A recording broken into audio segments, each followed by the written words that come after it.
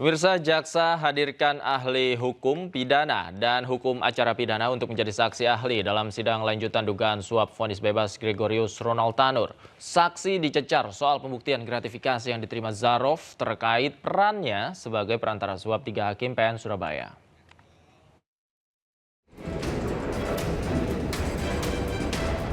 Persidangan digelar di Pengadilan Tipikor Jakarta Pusat dengan menghadirkan 2 orang saksi, yakni pengacara dan ahli hukum pidana dari Universitas Jenderal Sudirman, Hipnu Nugroho. Pada persidangan tersebut, Jaksa Penuntut Umum JPU meminta penjelasan ahli pidana terkait beban pembuktian seperti yang dimaksud dalam pasal 12B tentang gratifikasi. Kepada JPU, saksi ahli hukum pidana menyebut pembuktian gratifikasi untuk suap di atas 10 juta rupiah dibebankan kepada penerima suap. Artinya terdakwa Zarov harus bisa menjelaskan asal-usul serta penggunaan uang dugaan suap yang diterimanya. Sebelumnya Zarov didakwa melakukan pemufakatan jahat dengan pengacara Ronald Tanur, Lisa Rahmat untuk mempengaruhi putusan kasasi Mahkamah Agung oleh Hakim Agung Susilo. Jaksa menyebut Zarov menerima suap sebesar 5 miliar rupiah yang diserahkan dalam 2 tahap masing-masing 2,5 miliar rupiah. Dalam kasus dugaan suap vonis bebas Ronald Tanur, Zarov Richard bersama-sama dengan ibu Ronald Tanur, Meriska Wijaya dan pengacaranya Lisa Rahmat menjadi terdakwa. Dari Jakarta, Hamzah Hasibuan, Indra Purnama, Sutrisno, iNews melaporkan. Pemirsa, KPK disebut tidak lagi bisa menangkap anggota direksi, komisaris hingga Dewan Pengawas yang terlibat korupsi berdasarkan Undang-Undang Nomor 1 Tahun 2025 tentang BUMN. Sementara itu KPK mengaku akan mengkaji lebih dalam undang-undang tersebut. Kajian terhadap Undang-Undang BUMN terkait dengan substansi direksi maupun komisaris dalam regulasi itu bukan penyelenggara negara. Menurut juru bicara KPK, kajian diperlukan mengingat komitmen Presiden Prabowo Subianto yang ingin meminimalisir dan menghilangkan kebocoran anggaran.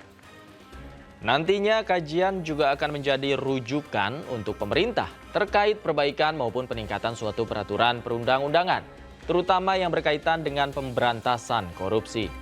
Tessa menyatakan bahwa KPK merupakan pelaksana dari undang-undang. KPK ini kan pelaksana undang-undang. Ya, aturan yang ada tentu harus dijalankan.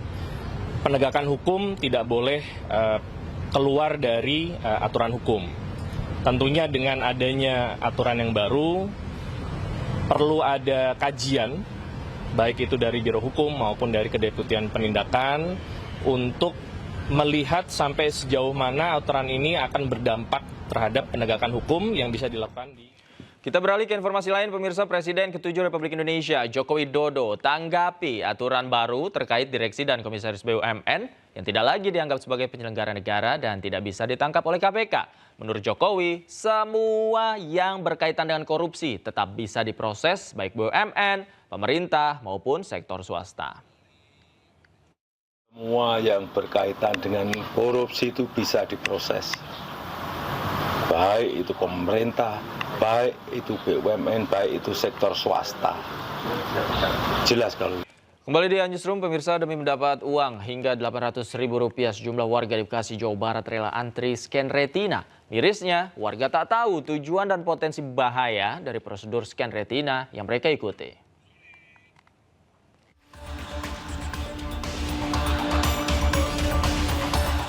Puluhan warga menyerbu sebuah ruko di Jalan Insinyur Juanda, Bekasi Timur, Kota Bekasi, Jawa Barat. Warga rela antri untuk menyelesaikan proses verifikasi identitas melalui pemindaian retina mata setelah mereka mengunduh aplikasi World App. Ketertarikan warga bukan tanpa alasan. Pasalnya setelah melakukan proses pemindaian, mereka dijanjikan imbalan mulai dari Rp300.000 hingga Rp800.000. Mirisnya warga belum memahami untuk apa proses pemindaian retina mata yang dilakukan oleh aplikasi tersebut. Identifikasi dari mata itu, dari apa namanya? Oh, dari mata lewat alat lah gitu ya. Oh, terus langsung dapat duit? Iya. Atau ada download lagi gitu-gitu? Nggak ada. Nggak ada? Tadi jelasin di dalam. Bilang katanya nggak menyangkut data pribadi. Dapat duitnya berapa? Nilai Rp800.000. Rp800.000. Fenomena scan retina mata dibayar oleh aplikasi World App juga terjadi di kantor cabangnya di Jalan Margonda Raya, Beji, Kota Depok. Namun pada hari Senin ini kantor ditutup karena ramainya peminat. Sementara itu pihak operator aplikasi yang ditemui enggan dikonfirmasi. Sementara itu Kementerian Komunikasi dan Digital melalui Dirjen Pengawasan Ruang Digital Kemkomdigi Alexander Sabar langsung merespons situasi tersebut. Pihaknya telah membukukan sementara tanda daftar penyelenggara sistem elektronik WorldCoin dan World ID. Pembekuan ini merupakan langkah preventif untuk mencegah potensi risiko terhadap masyarakat, serta ketidakpatuhan terhadap kewajiban pendaftaran dan penggunaan identitas badan hukum lain untuk menjalankan layanan digital merupakan pelanggaran serius. Pemindaian itu digunakan untuk memastikan bahwa orang yang mendaftar adalah manusia asli, bukan bot atau entitas digital lainnya. Masyarakat diimbau untuk berhati-hati dan memahami syarat serta ketentuan penggunaan aplikasi tersebut sebelum memberikan data pribadi mereka. Tim Liputan iNews melaporkan. Pemirsa, sebuah kantor bengkel mobil truk trailer di Cilincing, Jakarta Utara ludes terbakar. Diduga api berasal dari korsleting listrik.